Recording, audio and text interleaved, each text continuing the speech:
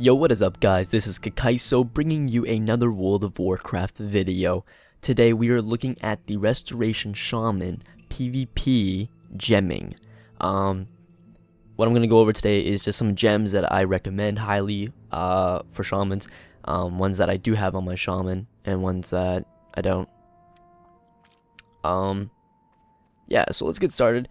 First of all, blue gem. For the blue gem, I like to put in the Steady Dream Emerald. It's a green gem, it is, and it gives you 20 resilience and 30 stamina. The reason being for this gem is because any healer that walks into a battleground with no stamina or resilience gem, I feel sorry for them. I really do. I mean, you can walk into a battleground with no resilience and no stamina, and you could have, you know, healing stat gems, intellect, spirit, haste, and all that goodness gemmed up on your gear.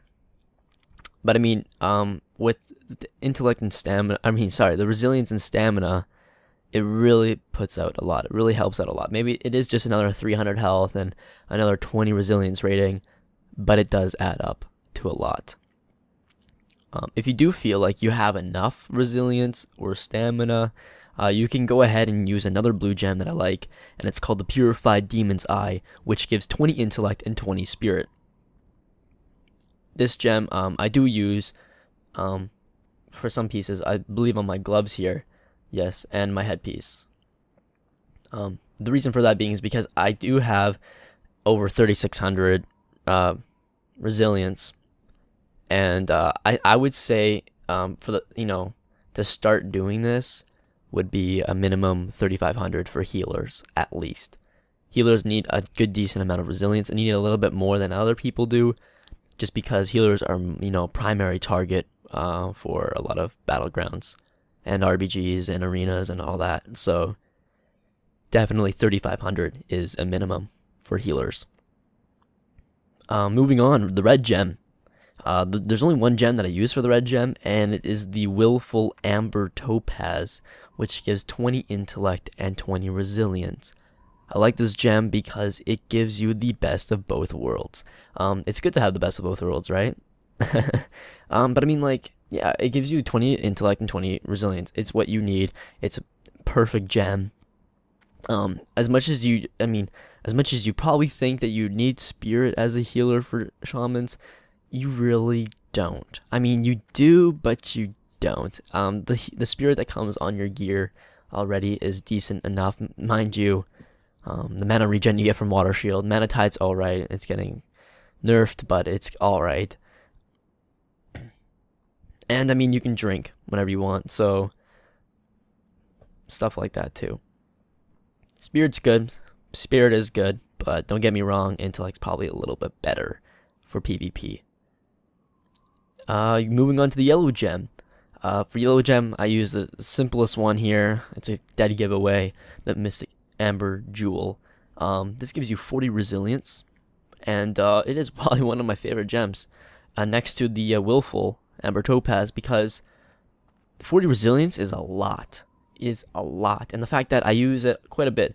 I have, let's see here, my shoulders got it. I got a prismatic socket on my relic that I use it for. I use it on my belt for that prismatic socket. I use it on my boots that I have. So I mean, that's a lot. That's about like what, 160 resilience right there. That's just a lot. For a gem at least, you wouldn't think it's a lot, but that is a lot. So I know I'm saying a lot, but it is a lot, and I like it a lot. So tough tits. Lastly, we have the meta gem. For a meta gem, I use the Forlorn Shadow Spirit Diamond, which gives you 54 intellect and a silent duration reduction by 10%. The reason why I chose this gem is because, like, the intellect, not because it just fit into my gem requirements. It's because I did like the 54 intellect bonus.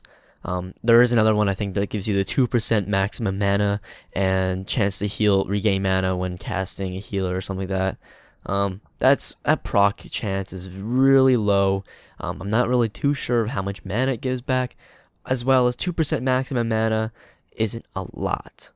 It probably, I mean, I don't know if it is a lot, you know, I don't know if it's more than 54 intellect, but I just like my 54 intellect, and the silence duration reduction by 10% is awesome.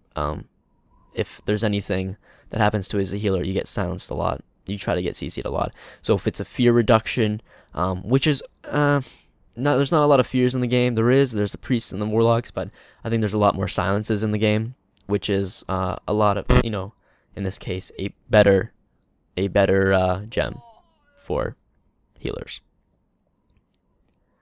I want to explain to you guys why I use green, purple, you know, orange gems, the stuff that, you know, the secondary kind of level of colors here. Because of the fact that, you know, if you do use an orange gem, if you do use a, you know, green gem, it counts for both for your meta socket requirement. So if you use if you use a, you know, I'm trying to think of an example here. Let's say you require, you know, a blue and a yellow gem, right? Well, let's say you have no yellow gems, but you do have green gems. That counts for both a blue and a yellow. So you're set. That's why I try to use as much, you know, secondary colors as possible, because not only are the gems awesome, the gems are awesome because they do give you a little bit of balance of both. However, it also allows you to have a much wider range of what meta gem you want without having to be blocked by that requirement. So, yeah, just a little heads up there, guys. That's my gemming setup. If you guys want to check out my armory, go ahead. Next video I'll be covering on glyphs. Alright, peace out.